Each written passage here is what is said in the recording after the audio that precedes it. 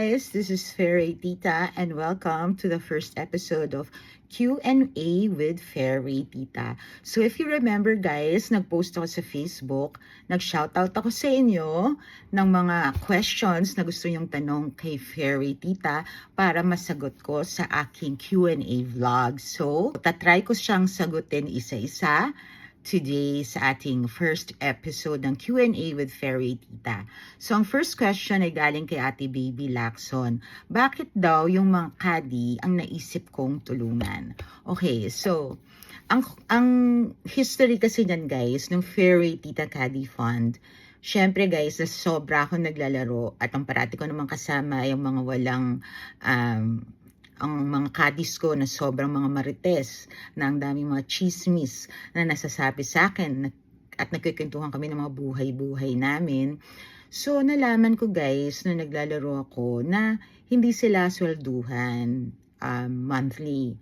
So, namumuhay sila per day, arawan. So, kung may player, may kita sila. Kung walang player, wala silang kita.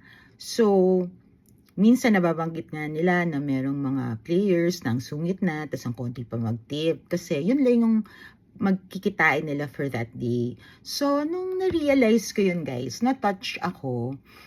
Kasi naisip ko, paano kayo nagsusurvive na arawan sa hirap ng buhay?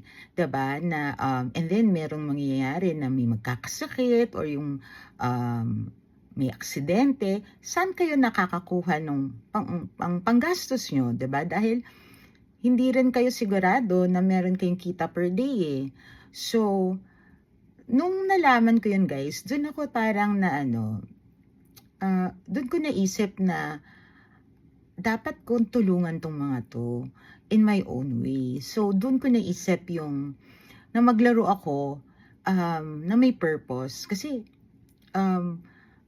laro naman ako ng laro guys, para maganda na meron akong may katuturan yung ginagawa ko. Siguro din para rin sa akin yun na nag-golf ako hindi lang para sa sarili ko.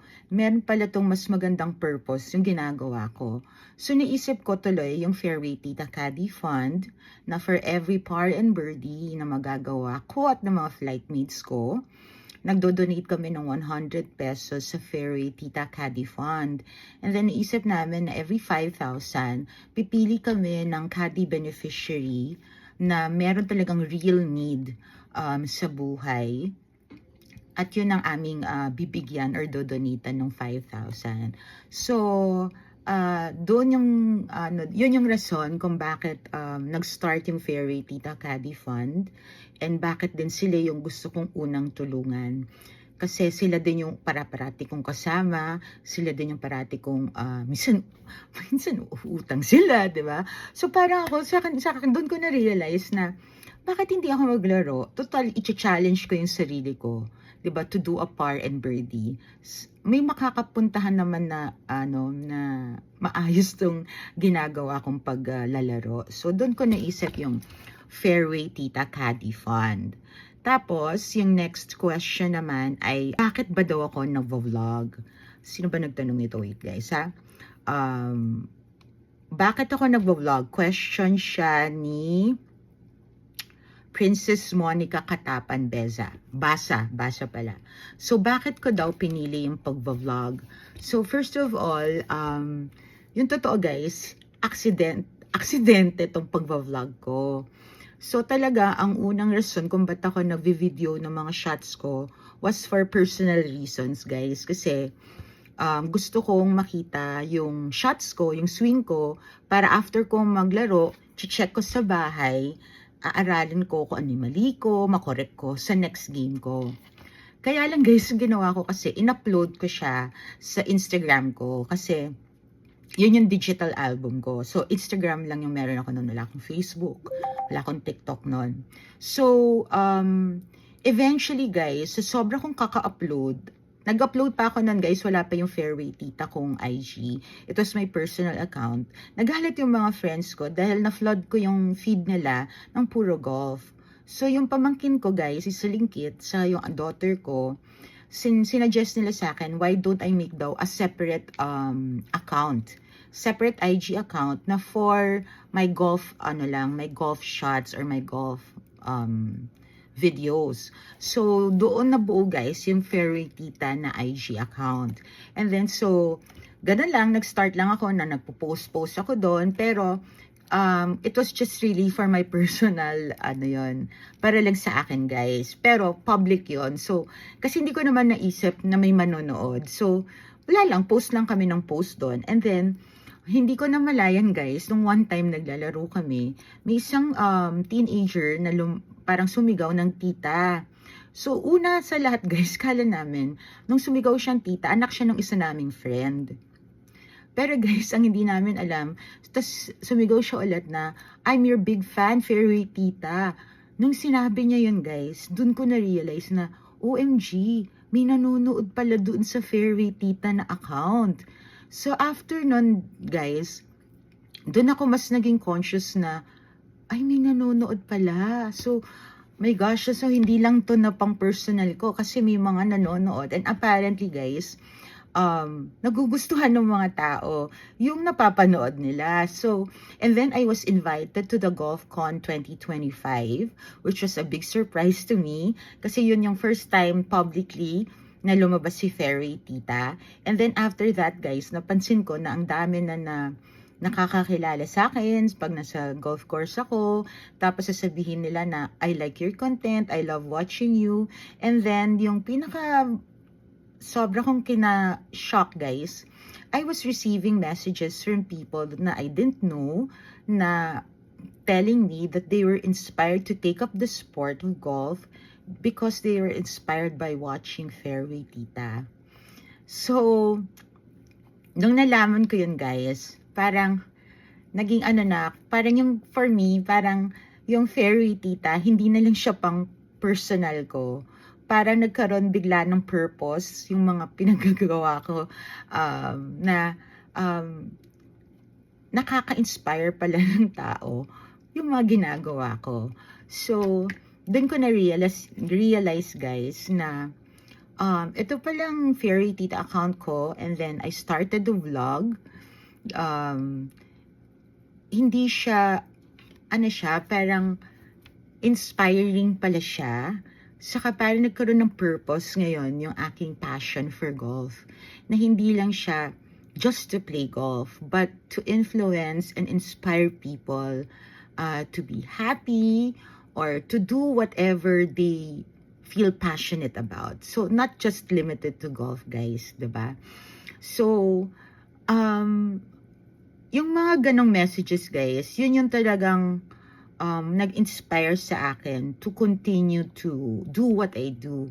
And now, parang mas naging na siya, parang mas naging nilevel up ko na yung content ko, na merong mga showdowns, merong mga golf life lessons, merong mga interviews. Kasi parang doon nga, na parang na-realize ko guys, na itong vlogging ko, golf vlogging ko, it's not just about me anymore.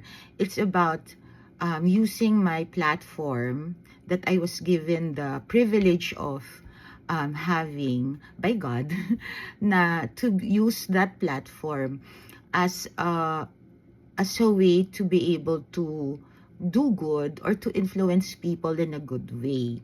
And I'm so thankful na parang I don't need to be a politician or a person who has a lot of money or a person who is powerful or a celebrity. In my own way pala, just by being myself. Just by being myself and having fun doing what I do, is I'm able to inspire and help people in my own way. So I think now that is the driving force behind the Fairy Tita. It's more of the importance of being able to help other people in their life, whether or not financially or just emotionally or mentally, or just being an inspiration to them, or even pampasaya sa isang araw na malungkot sila or mainit ang mga ulo nila.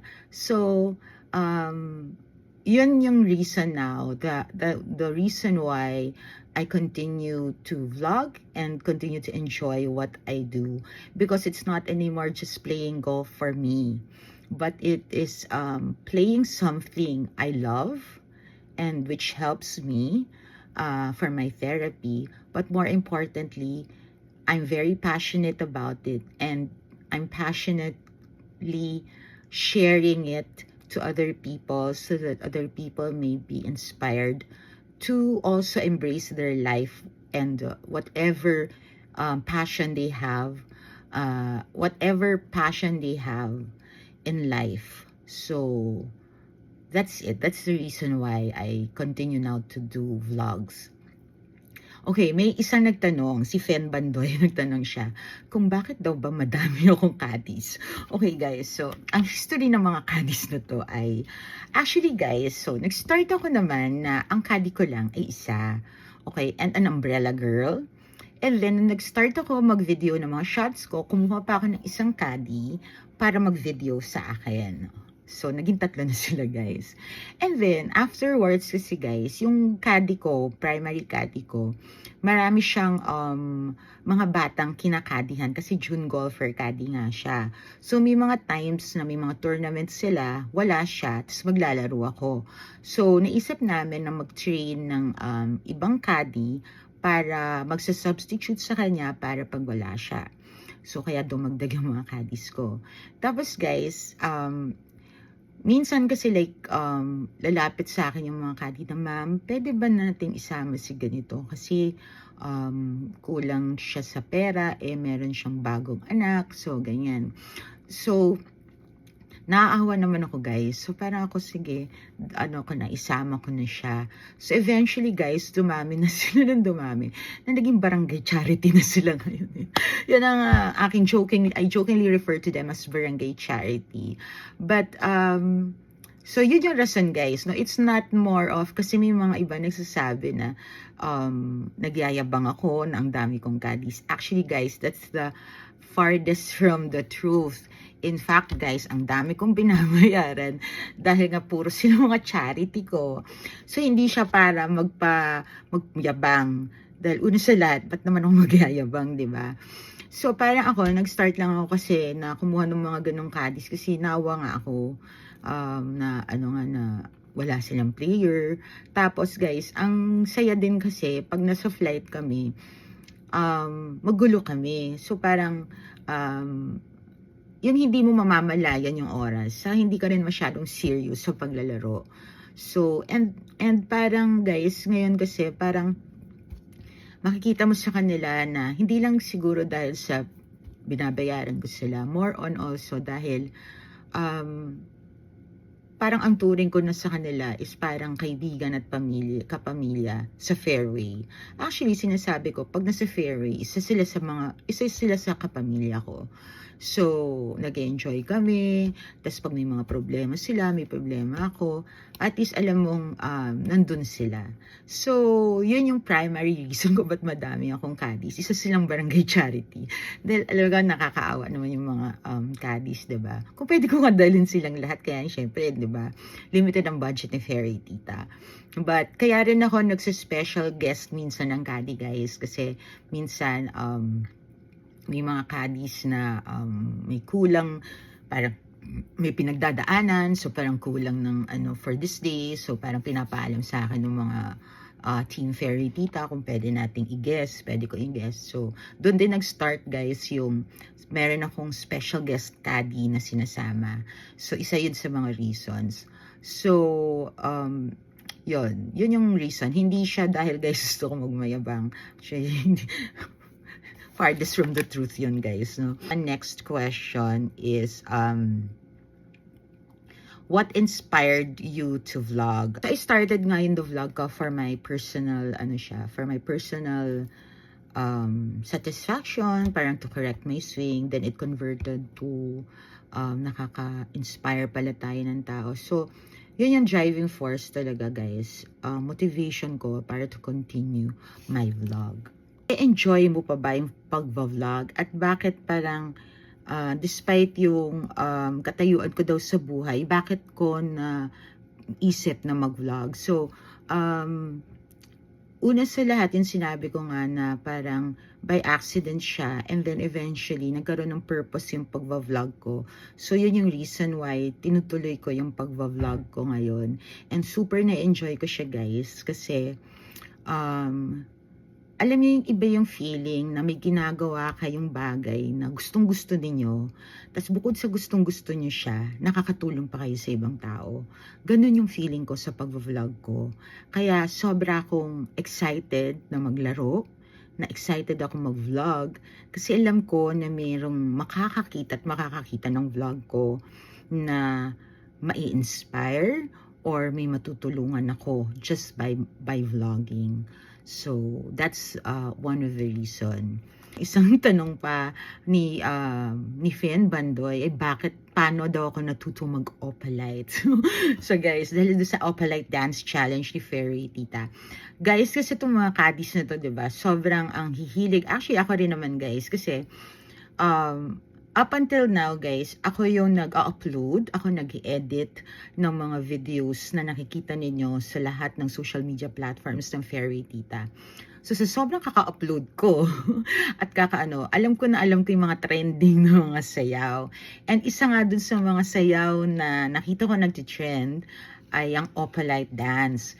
At sa isang katuwaan namin ng mga Team Fairy Tita, habang nag-iintay, wala kami magawa, sinabi ko sa kanilang mag-opalite dance challenge tayo. So doon nagsimula yon. Natuto ko dahil pinanood ko siya sa TikTok, and tinuruan din ako ng aking mga ni Umbrella Girl at ni Shotty, ng mga babaeng kasama namin sa Team Fairy Tita. And then eventually, ginawa ko siyang parang consequence ng mga showdown. Tapos ginawa ko na rin challenge ang opalite dance sa mga caddy sa lahat ng mga golf courses sa Pilipinas. And in fact, tungtuwa ngayon yung mga tao. Pag nakikita nila ako sa mga courses, mag-o-opalite daw sila.